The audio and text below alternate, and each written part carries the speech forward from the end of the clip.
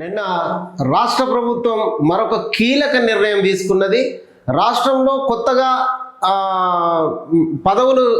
మంత్రి పదవులు చేపట్టిన మంత్రులకి జిల్లాల ఇన్ఛార్జీలుగా కూడా వాళ్ళని కేటాయించడం జరిగింది. అదేవిధంగా రాష్ట్రం లోపల 36 మంది ఐఏఎస్లను బదిలీ చేస్తూ ఉత్తర్వులు కూడా జారీ చేయడం జరిగింది. ఈ సందర్భం లోపల రాష్ట్రంలో పరిపాలన పైన ప్రభుత్వం ఏ విధంగా ముందడుగేస్తున్నా అనేది చూడొచ్చు.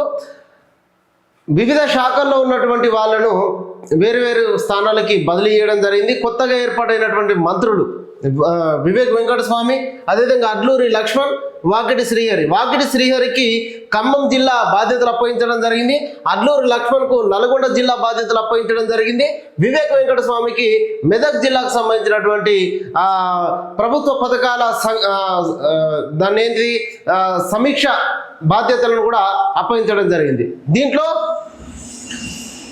వివిధ జిల్లాలకు బాధ్యతలు అప్పగిస్తూ ఇంకో విధంగా ఇన్ఛార్జి మంత్రులుగా కొనసాగుతున్నటువంటి ఉత్తమ్ కొండ సురేఖ స్థానం లోపల వేరే వాళ్లకు అవకాశం కల్పించింది. ఇప్పటి వరకు ఉమ్మడి కరీంనగర్ జిల్లా ఇన్ఛార్జి మంత్రిగా కొనసాగుతున్న ఉత్తమ్ కుమార్ రెడ్డి స్థానం లోపల తుమ్మల నాగేశ్వరరావుకు బాధ్యతలు అప్పగించింది.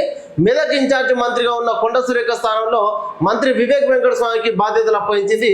ఆదిలాబాద్ జిల్లా ఇన్ఛార్జి మంత్రిగా ఉన్న మంత్రి సీతక్క స్థానంలో జూపల్లికి, ఆయన ఇన్ఛార్జి మంత్రిగా కొనసాగుతున్న నిజామాబాద్ జిల్లా బాధ్యతలను సీతక్కకు అప్పగించింది.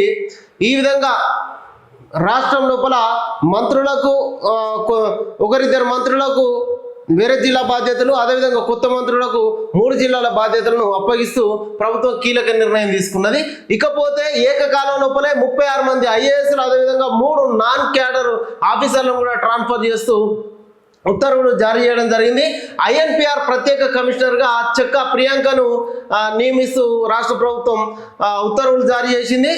పంచాయతీరాజ్ గ్రామీణాభివృద్ధి ముఖ్య కార్యదర్శిగా శ్రీధర్, రెవెన్యూ శాఖ ముఖ్య కార్యదర్శిగా లోకేష్ కుమార్, ఢిల్లీలో తెలంగాణ భవన్ రెసిడెంట్ కమిషనర్గా శశాంక్ గోయల్, హైదరాబాద్ కలెక్టర్గా హరిచందన దాసరిని నియమిస్తూ ప్రభుత్వం ఉత్తర్వులు జారీ చేయడం జరిగింది.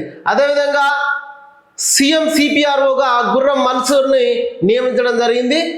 గతం లోపల ఆయన ఇండస్ట్రియల్ కమిషనర్గా ఉండే మే 31న ఆయన రిటైర్ అవ్వడం జరిగింది. ఆ తర్వాత మొన్నటి వరకు ఉన్నటువంటి సిపిఆర్ఓగా ఉన్నటువంటి అయోధ్యరెడ్డిని అయోధ్యరెడ్డికి వేరే బాధ్యతలు అప్పగించి ఇటు కమిషనర్గా ఆర్టీఐ కమిషనర్గా నియమించడం జరిగింది ప్రభుత్వం.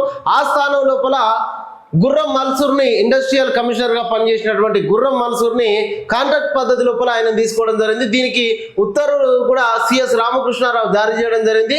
కాంట్రాక్ట్ పద్ధతి లోపల ఆయన నియామకం చేపట్టడం జరిగింది. మొన్నటి వరకు ఇండస్ట్రియల్ కమిషనర్గా బాధ్యతలు చేపట్టిండు. మొత్తంగా రాష్ట్రం లోపల అటు ఐఏఎస్లను, ఇటు మంత్రులను, అదేవిధంగా ఇటు సిపిఆర్ఓకి సంబంధించినటువంటి అంశాలన్నిటి కూడా ప్రభుత్వం స్థాన బదిలీలు చేస్తూ రాష్ట్రంలో ఇప్పుడు రానున్నటువంటి స్థానిక ఎన్నికలు, అదేవిధంగా సంక్షేమ పథకాల అమలుకు సంబంధించి ఒక కీలకమైనటువంటి ముందడుగు వేసిందనే చెప్పొచ్చు. ఇక ఇది నిన్న మొత్తంగా రాష్ట్ర వ్యాప్తంగా చర్చలో ఉన్నటువంటి అంశం అటు ఐఏఎస్ల బదిలీలు.